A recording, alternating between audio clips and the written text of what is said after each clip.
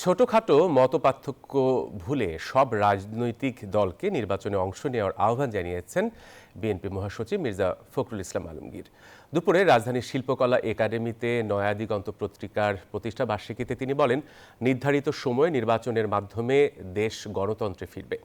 আর BNP স্থায়ী কমিটির সদস্য সালাউদ্দিন আহমেদ বলেছেন, মতামত ও আদর্শিক পার্থক্য সত্ত্বেও সবাই ঐক্যবদ্ধ থেকে ফ্যাসিস্টদের প্রত্যাবর্তন ঠেকাতে হবে। রাজধানীর শিল্পকলা একাডেমিতে নয়াদিগন্ত পত্রিকার প্রতিষ্ঠাবার্ষিকীর অনুষ্ঠানে যোগ দেন সরকারের উপদেষ্টা, রাজনীতিবিদ, শিক্ষক, অর্থনীতিবিদ, সাংবাদিক সহ বিশিষ্টজনরা। অনুষ্ঠানে অংশ নিয়ে বিএনপি মহাসচিব মির্জা ফখরুল ইসলাম আলমগীর বলেন, ফ্যাসিবাদী শাসনামলে গণমাধ্যমের কণ্ঠরোধ করা হয়েছিল, কেড়ে নেওয়া হয়েছিল মত প্রকাশের স্বাধীনতা। বান্ডেল থাকলে প্রতি সেনমানিতে টাকা বাঁচবে। বিকাশ সেনমানি বান্ডেল কিনে জিতুন প্রতি লেনদেনে। গণতন্ত্রের স্বার্থে ছোটখাটো মতপার্থক্য ভুলে আগামী নির্বাচন আয়োজনে সহযোগিতা করতে সব দলের প্রতি আহ্বান জানান তিনি।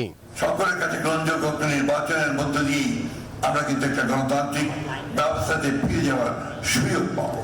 সেই সুযোগ সৃষ্টির জন্য আমি আহ্বান রাখবো সকল রাজনৈতিক দলের কাছে যে আমাদের ছোটখাটো সমস্যা এগুলোকে দূরে রেখে গণতান্ত্রিক ব্যবস্থাটাকে আমরা ফিরিয়ে আনার জন্য সবাই এই নির্বাচনে অংশ নেই, গণতান্ত্রিক ব্যবস্থাকে ফিরিয়ে নিয়ে আসি। বিএনপির স্থায়ী কমিটির সদস্য সালাউদ্দিন আহমেদ বলেন, রাজনৈতিক দলগুলোর মধ্যে মতপার্থক্য থাকা স্বাভাবিক, কিন্তু ফ্যাসিবাদের প্রত্যাবর্তন মোকাবেলায় সবাইকে ঐক্যবদ্ধ থাকতে হবে। আশা করি সামনের দিনে আমরা সবাই একত্রিত হয়ে নিজেদের মধ্যে আমাদের মতামতের পার্থক্য থাকা সত্ত্বেও, আদর্শিক পার্থক্য থাকা সত্ত্বেও দেশের প্রশ্নে, এই দেশের গণতন্ত্র, স্বাধীনতা, সার্বভৌমত্বের প্রশ্নে সবাই আমরা ঐক্যবদ্ধ থাকবো এবং ঐক্যবদ্ধ থেকেই আমরা ফ্যাসিস্ট আওয়ামী লীগের প্রত্যাবর্তনের সমস্ত দরজা বন্ধ করব। দেশে গণতন্ত্র ফিরে আসলে গণমাধ্যমের স্বাধীনতা ফিরে আসবে বলে মন্তব্য করেন তিনি। এই দেশের ছাত্র গণ-অভ্যুত্থানের শহীদের রক্তের প্রত্যাশা আমাদেরকে পূরণ করতেই হবে। সাইফুল ইসলাম, নিউজ 24, ঢাকা।